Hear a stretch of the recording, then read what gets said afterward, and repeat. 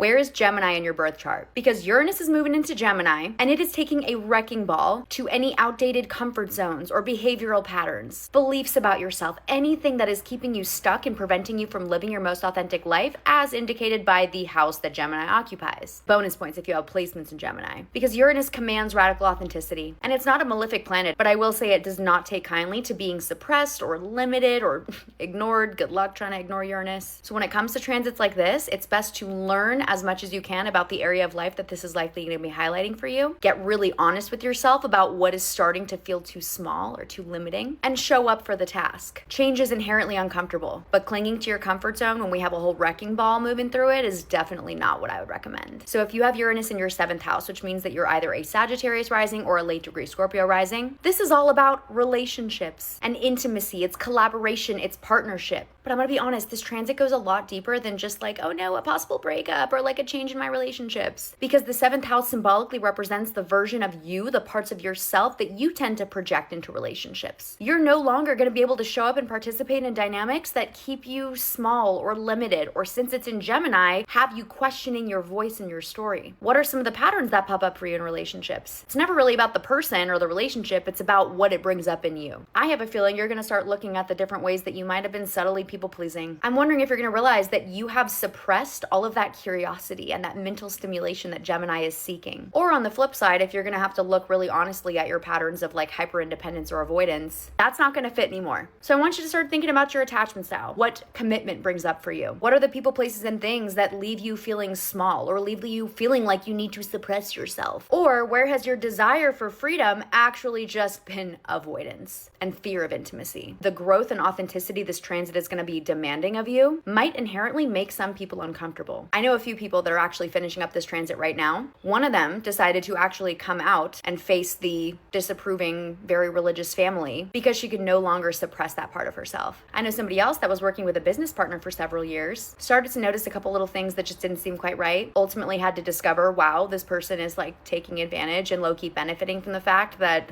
my client was really kind and tried to be understanding and didn't want to push too hard. Yeah, that was out. That was intolerable. And guess what? Her business is thriving. She is making more money than she has ever made before, and she's doing it independently. If people initially don't understand the changes you need to make, good. You're here to learn that intimacy can exist without self-betrayal. All right, if you have Gemini in the 8th house, so that's going to be for my Scorpio risings or my late degree Libra risings. First and foremost, I don't want you guys to be afraid of this transit. The 8th house feels shadowy. It deals with so many themes of like personal power and control and intimacy, dependency. A lot of shadow work that comes up here for sure. I'm not saying it's a cakewalk. Transits like this often push you to look at all of the ways that you have been subtly disempowering yourself or avoiding engaging in the shadow work and starting to see how that avoidance has actually been costing you more than you thought. So then you're motivated to start doing the work, and what do you know? Quite often, these transits leave you feeling so much more empowered, and then usually inspired by the time we get to the 9th house, but stay tuned for that one in a couple minutes. This is about looking at the people, places, and things that you have been attached to and terrified to let go of because you don't think you're gonna be okay without them. I'm actually gonna argue that the 8th house brings up a lot more for me about like attachment styles than even the 7th house. This is where we're getting into the fears and like the shadowy stuff underneath. But I want you to be really honest with yourself about where you are letting fear and survival mode dictate your choices. What are the beliefs about yourself, about your power, intimacy, survival that are really not even yours and were perhaps just passed down? And best believe Uranus is not going to tolerate sticking with the boring, monotonous status quo in that area. In fact, I just met with somebody who's finishing up this 8th house transit that has been deep in her own shadow work and deep in looking at the ways that she has been subconsciously giving a lot of her power and control over to a partner, partially because of,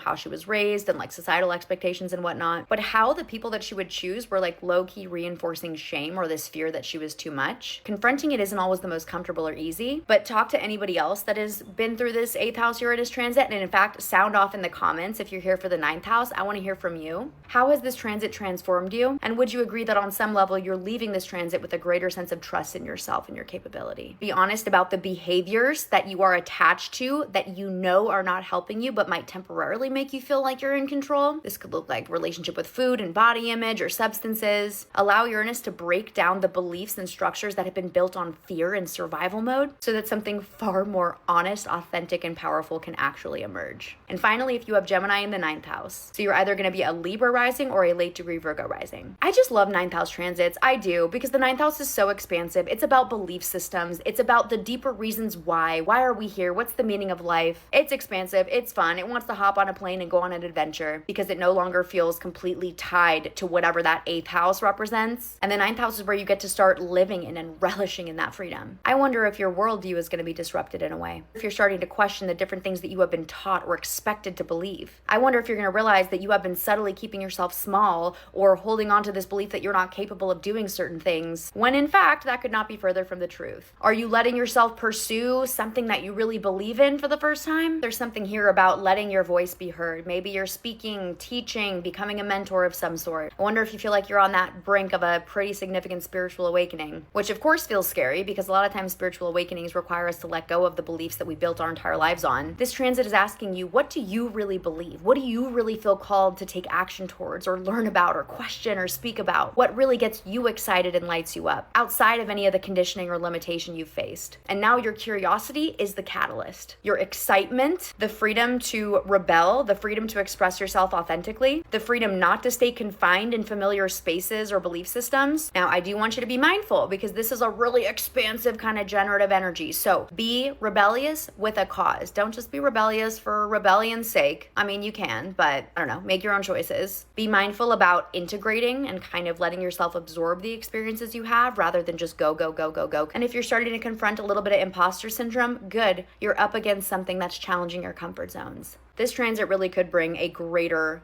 all-encompassing sense of freedom for you. So jump on that plane, crack open that book, and enjoy the ride. Love you all.